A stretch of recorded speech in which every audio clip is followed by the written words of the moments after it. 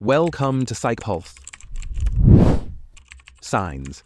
You're not meant to be in a relationship. Everyone is deserving of love, and it's something we all need. However, there are times when, deserving or not, being in a relationship isn't the best idea. From the outside, a relationship might seem fun, important, or necessary, but once you're in it, you have to take on responsibilities you might not be ready for. You need to consider your partner's mental health, emotional well-being, and fulfillment. Beyond that, many forget that they need to consider these aspects for themselves as well. So, how do you determine if you're ready for a relationship or not? Relationship readiness. Reflect on how you behave in your other relationships. Are you constantly clashing with friends and family, even if it's not your fault? How do you manage arguments? If you struggle with compromise and communication, it might predict the downfall of a romantic relationship.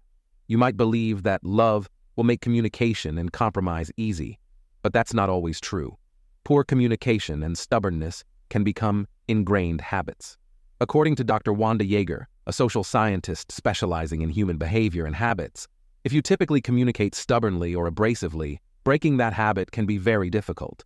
Introducing someone new to your habits, regardless of how much you love them, won't break those habits. Instead, work on improving your communication and conflict resolution skills with your friends and family first. Personal growth. How do you feel about yourself? Do you know who you want to be? Are you working on fulfilling yourself, or do you think a relationship will fulfill you? Personal growth involves more than just trying to be better for others. The goal is to become the ideal version of yourself, where you are comfortable with who you are and the path you're on. Entering a relationship with intense insecurities and jealousy can be destructive. Traits like aggression and manipulation can lead to trauma. We don't need to be perfect to enter a relationship, but we should at least acknowledge our flaws and work on them. If you're relying on a partner to fulfill you, or if you don't know what kind of person you want to be, it might not be the right time for a relationship. Life goals. Do you know what you want? What are your plans for the future? Entering a relationship knowing it will obstruct the life you want isn't a good idea. For instance, your partner might want to travel the world and vlog for a living while you're pursuing a teaching career. Your first instinct might be to fit yourself into their vision, but is that truly the life you want? This consideration applies to more than just careers. Do you want children or plan to move to another country? These are significant factors to consider.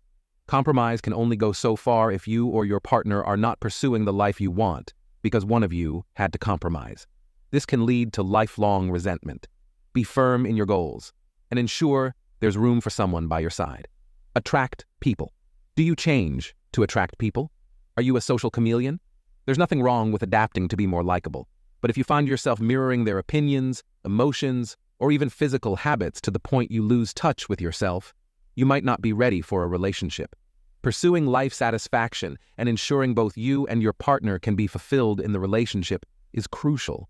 While being a social chameleon can make someone like you temporarily, being less like yourself consistently will build resentment in the future. Ultimately, being authentic and embracing your unique self is beneficial for your mental well-being.